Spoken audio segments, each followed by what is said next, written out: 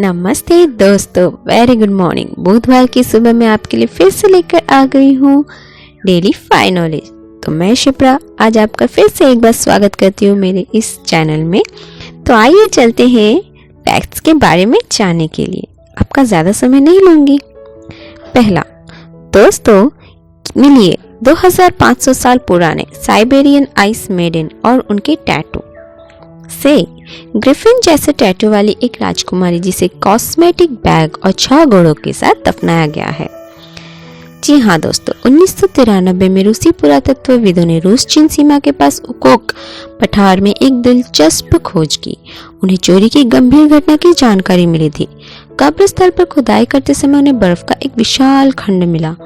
Novosibirsk के पुरातत्व और नृवंशविज्ञान संस्थान के डॉक्टर नाताल्या पोलोस्मक के नेतृत्व में टीम ने ब्लॉक को पिघलाना शुरू किया। उन्हें साइबेरियन आइस मेडन के नाम से जाने जाने वाली 25 वर्षीय राजकुमारी का ममीकृत शरीर मिला। पोलोस्मक और उसके कर्मचारी ने पाया कि राजकुमारी के टैटू भी है। उसके अच्छी तरह से संरक्षित शरीर के एक प्राचीन संस्कृत के रीति रिवाजों को प्रकट किया। जब उन्होंने पहली बार उसके बारे में जाना तो उन्हें पता चला कि वह टैटू भी लगाई हुई है, मतलब उनके अंग पर टैटू की खुदाई है। उसके सामान और उसके साथ घोड़ों के बारे में क्या? इतनी कम उम्र में उसकी मौत कैसी हो गई? यह आत्महत्या थी या मानव बलि? ये सवाल उन रहस्यमय महिला के बारे में और जानने के लिए प्रेरित करते हैं, जिसकी मृत्यु 2500 साल पहले हुई थी। जैसे ही पुरातत्वविदों ने उबलते पानी की बाल्टियों से बर्फ को पिघलना शुरू किया, उन्होंने हार्नेस, काठी के टुकड़े और एक मेज की खोज की जहां वसा युक्त मटन का भोजन 2500 वर्षों से रखा गया था। उसके अच्छी तरह से संरक्षित शरीर के मटन सड़ रहा था और उसकी दुर्गंध आ रही थी। कुल 6 घोड़े थे। उनके सिर पर कुदाल के निशान बताते हैं कि उन्हें मार डाला गया था। तब केवल और बर्फ थी। उनमें से बहुत से ग्रीस में छुट्टियां मनाने जाते हैं और जब वे गए तो उन्होंने सुना कि यूनानी मुस्कुरा रहे थे और कह रहे थे कि एक ब्रिटिश व्यक्ति की उम्र उसके शरीर पर टैटू की संख्या से आसानी से समझी जा सकती है। और अब मजदूर वर्ग की बात करते हैं और उन्होंने देखा कि जितना बड़ा व्यक्ति होता है उसके शरीर पर उतने ही अधिक टैटू होते हैं। वे कहते हैं कि सबसे अधिक संभावना है कि शरीर पर हर किसी के लिए टैटू लगाना शुरू करने के लिए एक जगह और यह एक पाया कंधा था। इसलिए ये मान सकते हैं क्योंकि इन्हें मेरी सभी मम्मी के पास सिर्फ एक टैटू था जो उनके बाएं कंधे पर थे। पुरातत्वविदों ने बची हुई बर्फ को पिघलाने के लिए श्रम साध्य काम किया और अंत में कुछ स्टेबल कर पाए। जब उन्होंने फर को हटा दिया तो पोलोस्मक के शब्दों में एक कंधे शानदार ग्रिफिन जैसे जीव का शानदार नीला टैटू के साथ दिखाई दिया। यह 25 से 28 साल के बीच की एक युवती का शव था। उन्हें उकोक राजकुमारी या साइबेरियन आइस मेडन के रूप में जाना जाने लगा। पोलोस्मक की टीम ने ममीफाइड बॉडी को निकाला जो बेहतरीन स्थिति में थी। पुरातत्वविदों मृत्यु का कारण निर्धारित करने में असमर्थ थे क्योंकि उनके मस्तिष्क सहित उसके सभी आंतरिक अंग को हटा दिया गया था। लेकिन उसकी खोज के 2 दशक बाद रूसी विज्ञान अकादमी के विशेषज्ञों के पास एक स्पष्टीकरण है। वह स्तन कैंसर से मर गई। सबसे अधिक संभावना यह थी। MRI स्कैन के अनुसार डॉक्टर एंड्री लेटाइगिन का मानना था कि उन्हें अपने शुरुआती 20वां दशक में स्तन कैंसर हो गया था। MR में विषमता स्कैन से संकेत देती है।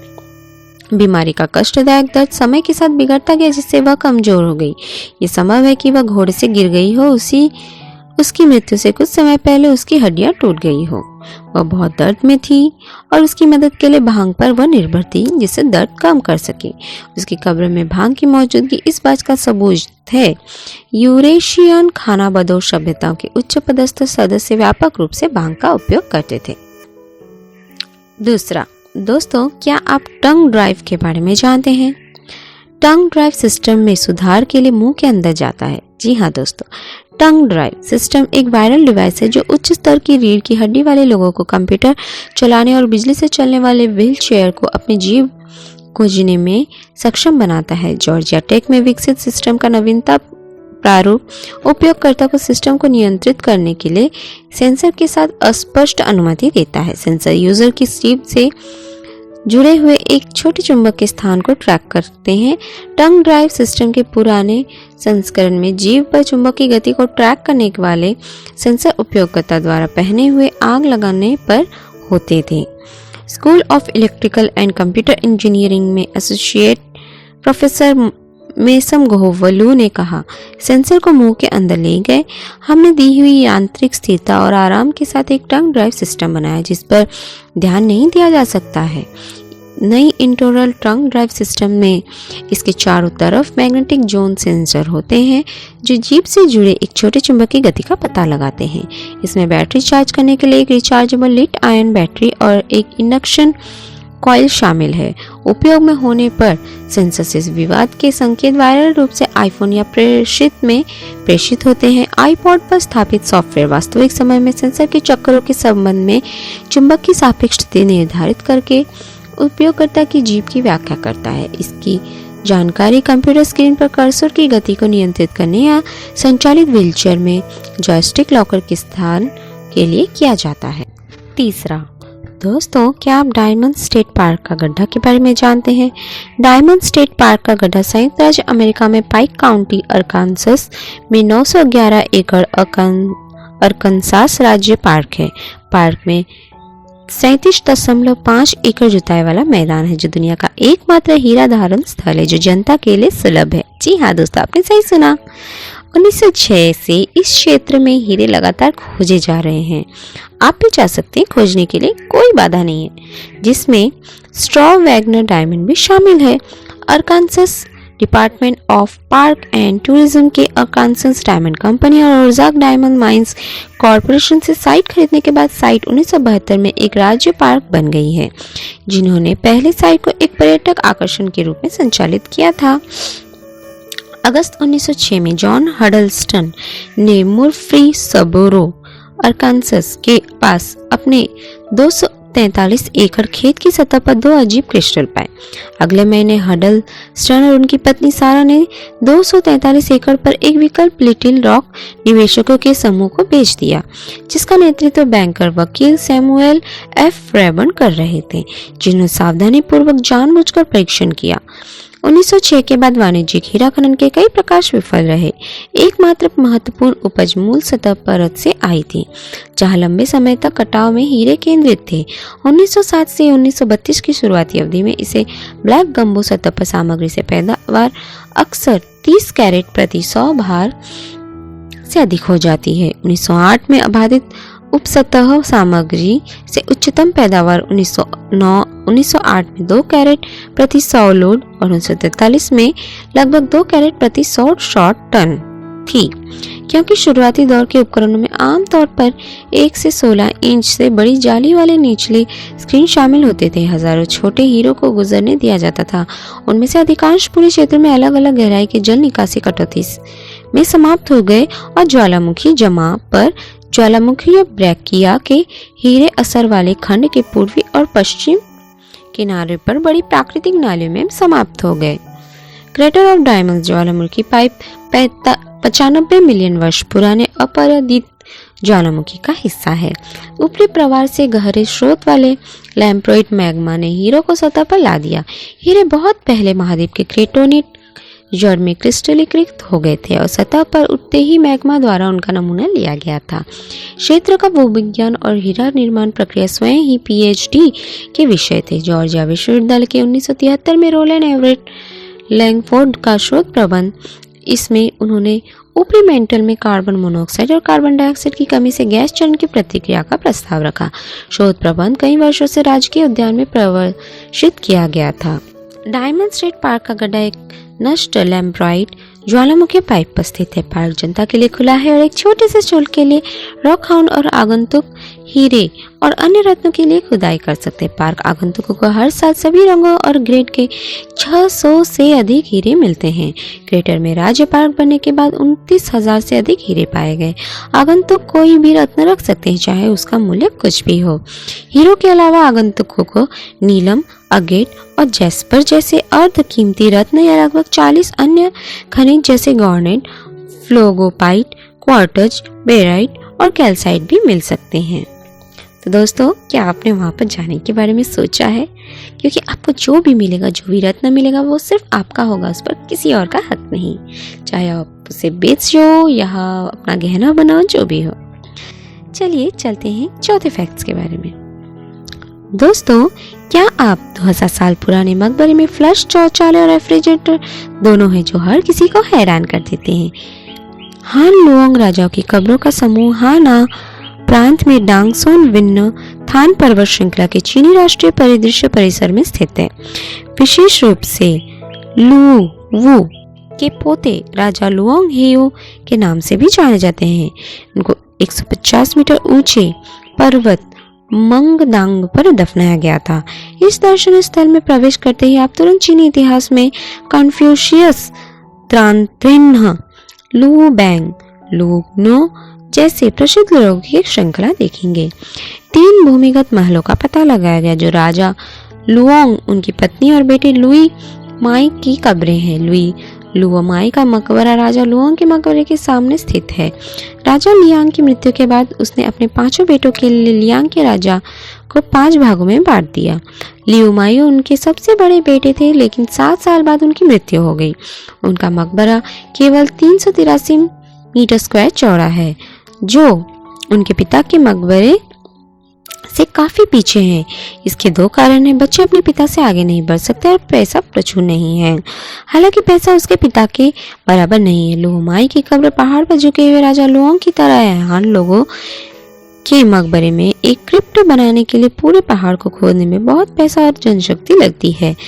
सफल होने के बाद से लियुमाई ने अपना मकबरा बनाना शुरू कर दिया। यद्यपि उसकी मकबरा छोटा है, फिर भी यह एक विस्तृत प्रवेश द्वार, गलियारा, मुख्य हॉल, भंडार कक्ष, भंडारण कक्ष, स्नान घर, शौचालय और जल निकासी व्यवस्था के साथ बहुत पूर्ण है। इससे भी ज्यादा चौंकाने वाली बात यह है कि मकबरे की खुदाई के दौरान पता चला कि लू मा को जेड प्लेटेड सूट में दफनाया गया था, जिसे अब हेनान प्रांतीय संग्रहालय के संग्रह में शामिल किया गया है। लुओमाई की कब्र राजा लुओंग की कब्र से 2.3 किलोमीटर दूर पहाड़ी पर स्थित है। किंग लुओंग के मकबरे का क्षेत्रफल 600 मीटर स्क्वायर से अधिक है। कहा जाता है कि उसकी संपत्ति अनगिनत है, गहने और हाथी दांत खजाने से भरे हुए हैं। कुछ अफवाहें कहती हैं कि काओ काओ द्वारा राजा लियांग की कब्र को चुरा लिया गया था, जिसमें बहुत सारा सोना और चांदी ले गया था, जो काओ काओ के लिए 3 साल तक अपनी सेना को खिलाने के लिए पर्याप्त था। 144 ईसा पूर्व की गर्मियों में राजा लुओंग को अचानक मृत्यु हो गई, इसलिए मकबरा पूरी तरह से पूरा नहीं हुआ था। बड़ी संख्या में दफनाने वाली वस्तुओं को सहारा देने के लिए श्रमिकों ने प्रवेश गलियारे में एक नाली काट दी। मकबरे के जीर्णोद्धार में सबसे पहला काम जल निकासी व्यवस्था की मरम्मत करना है। प्रलय में जल निकासी बहुत महत्वपूर्ण है, क्योंकि अगर इस समस्या का समाधान नहीं किया जाता तो इससे फिर से बनाना मुश्किल है और बड़ी क्षति का कारण बनना आसान है। राजा लियांग के मकबरे का आराम एक साधारण सम्राट के मकबरे से कहीं अधिक भव्य था। विशेष रूप से आज जैसा शौचालय या पत्थर का बना था। एक सीट के साथ पीछे की दीवार पर शौचालय को फ्लश करने के लिए एक पानी का पाइप था। यहाँ तक कि एक बाया आर्म्स रेस्ट भी है। वाह दोस्तों, जरा देखिए ये शौचालय है कि क्या है, जो शौचालय जाते समय उठने के लिए सुविधाजनक है। यह शौचालय 2000 वर्ष से अधिक पुराना होने का अनुमान है और इसे चीन में फ्लशिंग सिस्टम के साथ सबसे पुराना शौचालय माना जाता है, शायद दुनिया का सबसे पुराना। राजा लुओंग के मकबरे में एक बर्फ का तहखाना है, जहाँ लोग सब्जियां, फल और बर्फ के टुकड़े जमा करते हैं। यह कल्पना करना कठिन है। प्राचीन चीनी मृत्यु को पुनर्जन्म के रूप में देखते थे और उन्हें हर चीज को जीने के लिए तैयार किया। राजा लुओंग ने पहाड़ों को काटकर क्रिप्ट में खोदने को कहा था, जो वास्तव में पुराने दिनों में बहुत सरल पैमाने की परियोजना नहीं थी। खुदाई किए गए चोरी रोधी पत्थरों से यह देखा जाता है कि राजा लुओंग ने अपने मकबरे के निर्माण के माध्यम से अपव्यय का प्रदर्शन किया। मकबरे में पथ को अवरुद्ध करने वाले प्रत्येक पत्थर का वजन 1 टन से अधिक है। कुल मिलाकर 30,000 से अधिक पत्थर है, जिनमें से प्रत्येक को एक संख्या के साथ उकेरा गया है। कारीगरों ने मकबरे के दरवाजे को क्रम से बंद कर दिया और फिर धीरे धीरे बाहर निकल गए। दोस्तों, अजीब शौचालय है। 5वां, दोस्तों क्या आप जानते हैं दुनिया की सबसे पुरानी व्हेल हिमालय में पाई जाती है? जी हाँ दोस्तों, मैं व्हेल मछली के बारे में बात कर रही हूँ और कुछ नहीं। दुनिया की सबसे पुरानी व्हेल के धब्बे जबड़े की हड्डियां हिमालय की तलहटी में खोजी गई। दुनिया का एक हिस्सा जो कभी दो प्राचीन महाद्वीपों को अलग करने वाला समुद्र था। यह समुद्री मुद्रा के सबसे गतिशील प्रकाश में से एक के विकास पर नई रोशनी पहुंचाती है, जो पूरी तरह से समुद्री बनने में है। हमारा यहाँ पर सिद्धांत है कि पर्वत पर पाए जाने वाली मछली के प्राकृतिक घटते पानी के परिणाम है। जी हाँ दोस्तों, पर्वतमाला पर मछलियों के चित्र क्यों पाए जाते हैं? इसके बारे में सबसे लोकप्रिय सिद्धांतों में से एक यह है कि कभी पहाड़ पानी के नीचे थे।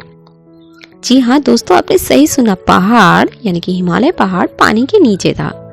हाँ, समय के साथ पानी कम हो गया, पहाड़ पीछे छूट गई। जो मछलियां कभी पानी में तैर रही थी उनका रूप बन गया और पहाड़ का हिस्सा बन गए, मतलब वहीं पर चिपक गया। यह पता चला है कि हिमालय में मछलियों की खोज की गई है।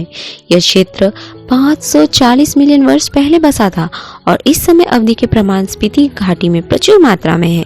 नेपाल में काली गंडकी नदी अस्मोनियों का घर है।